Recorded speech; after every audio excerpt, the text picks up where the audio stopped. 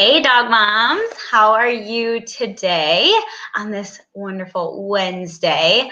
I am excited and nervous to talk to you guys today about this topic. I had to do some research.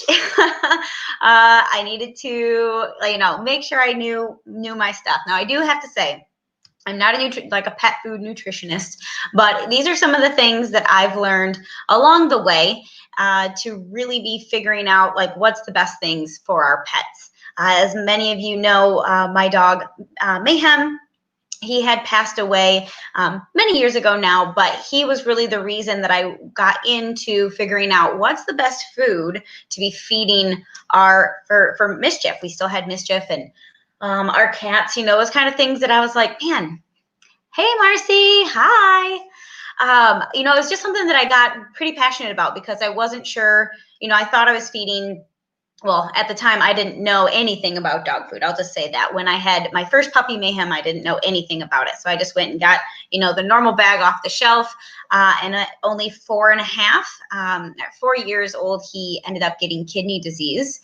And he ended up passing away at 4.5. And so he was my little puppy.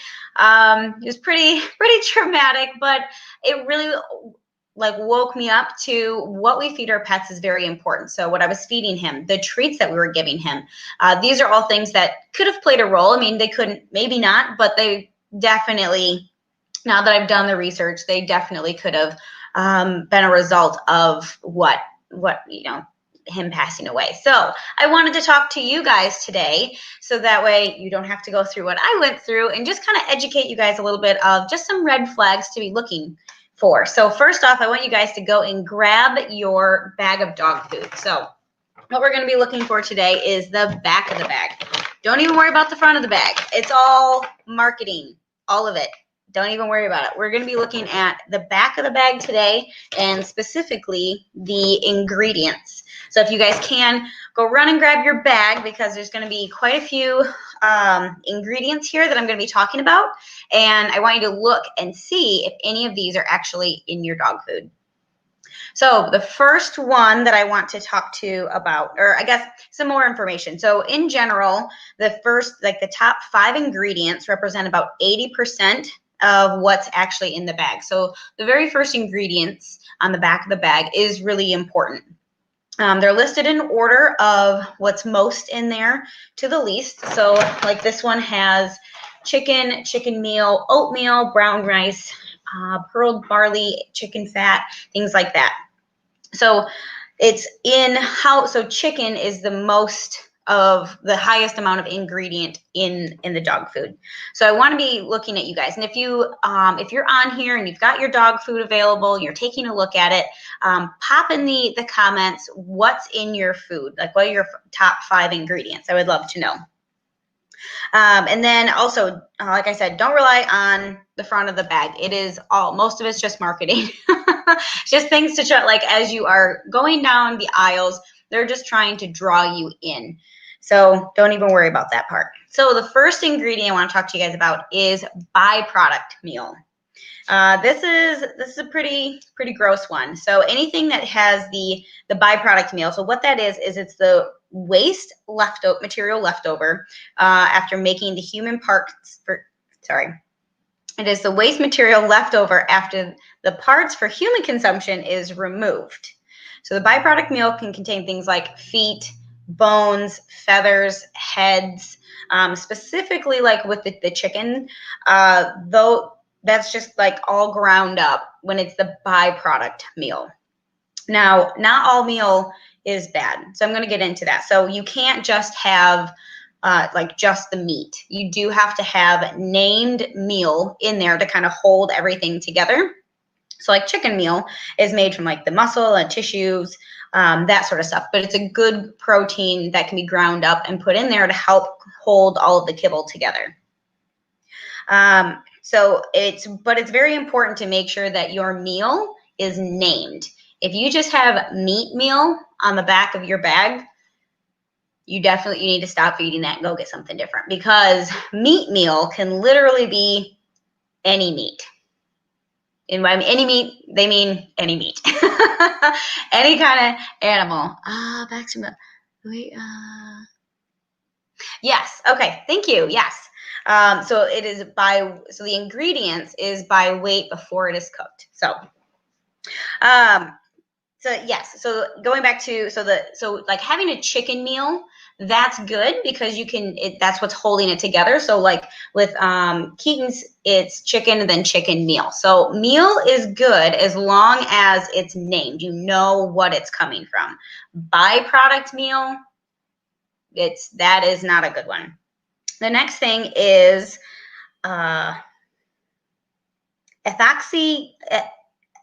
Ethoxyquin, BHA, and BHT. So if any of those are in your ingredients, so what those are is they're an artificial preservative to help extend the shelf life of the food. And so just because your food can last, like with our food, we know that artificial preservatives is not good in the things that we eat, and it's not good in the food for our pets. You want to make sure it's an all natural preservative. So they're basically just chemicals to help prolong the shelf life. So if they have to make it in the factory, then it goes and sits at a warehouse for who knows how long, and then it goes to the shelf of the pet food store for who knows how long. So those are some of the things that you definitely don't want in your kibble. The next one is glycol. Sorry, some of these are kind of hard to say. Again, I am not a pet food nutritionist. These are just the things that I've been learning. And so what this is an artificial additive to help maintain the texture of the food. So it's just another artificial ingredient that you just don't really want into the food. Some people get this mixed up with stuff that's in antifreeze. This is the propylene glycol, and yeah, it's just another like additive you just don't want in there because it's just not it's a chemical basically.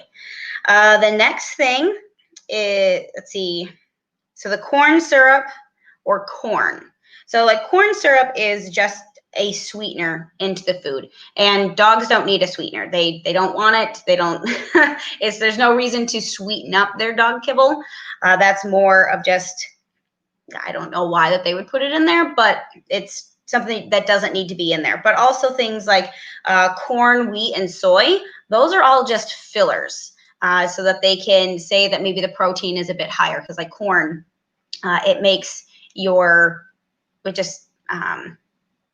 it can up the protein level, but we all know that corn, there's not really any nutritional value to it. So there's things like that where it just fills up the food, but your dogs might not be getting actually the correct amount of nutrients. So if you guys are just jumping in, we are looking at the nutrition label on the back of your bag. And I would love to know, if you have your bag handy, what are the top 5 ingredients that are in your pet's food? It could be a dog or cat food. Okay, the next thing is melamine. Okay, this one it's a type of plastic, and let's see. So it's been added to the food to make it look like it contains more protein. Again, it's not a thing that needs to be in there. If it's just it's plastic. Why would they be putting plastic into a dog food? I'm not quite sure, but you definitely want to check and see if this is into your dog food. The last one that I have are dyes. There's definitely no reason that your dog should have dyes into their kibble. It just makes it pretty and fun for the humans to see, because it's like, they put it into our food, so we think it should go into the pet's food, but they don't need dyes. The dogs can't see it that way, and it's more for just us. So those are a lot of the things. Those are like my 6 things that are some red flags. And so I'm just wondering if for you guys, is meat the first ingredient in your pet's food? Is it a meal or is it a meat? Again, a meal isn't bad as long as it's named. So if it's like a chicken meal or a turkey meal, that's not bad, but it also shouldn't be the first ingredient. So a lot of times too with meats is you don't always get the same, like you get what you pay for, basically. So turkey from this company and turkey from this company might not equal the same thing. We see that when we go to your grocery store and you want to pick up meat. You can get ground chuck, you can get sirloin, and there's different prices there because there's a different quality of the meat. It might still be beef, but there's just that difference there.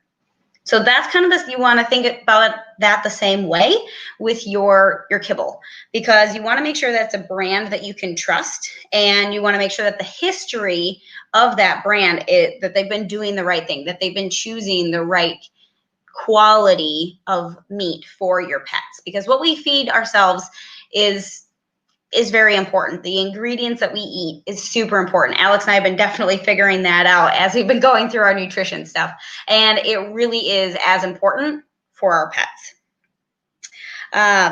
So I just wanted to kind of bring that to your guys' attention.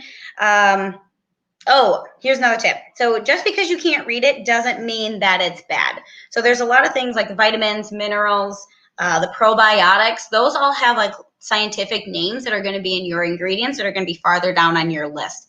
So I know a lot of times we're like, oh, if you can't read it, you shouldn't be having it. But when it comes to the things like vitamins, minerals, and the probiotics that are in the food, those are, they're going to be the scientific name. So they're going to be farther down on the list. Those are okay. Don't worry about those. Those are things that are higher up on the list. If you can't be reading those, that's where it gets a little bit like, what is this? I would definitely recommend going and looking and like researching what is that ingredient.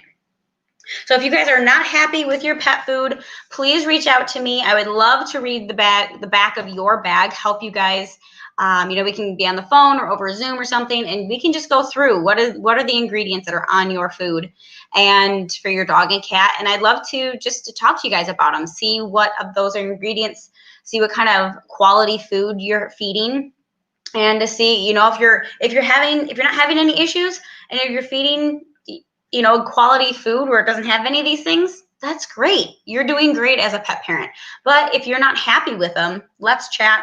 I can definitely help guide you guys towards some better things. So I hope you guys have a great day. If you have any values or any tips whatsoever, pop them in the comments, put a comment below, and I will be talking to you guys soon.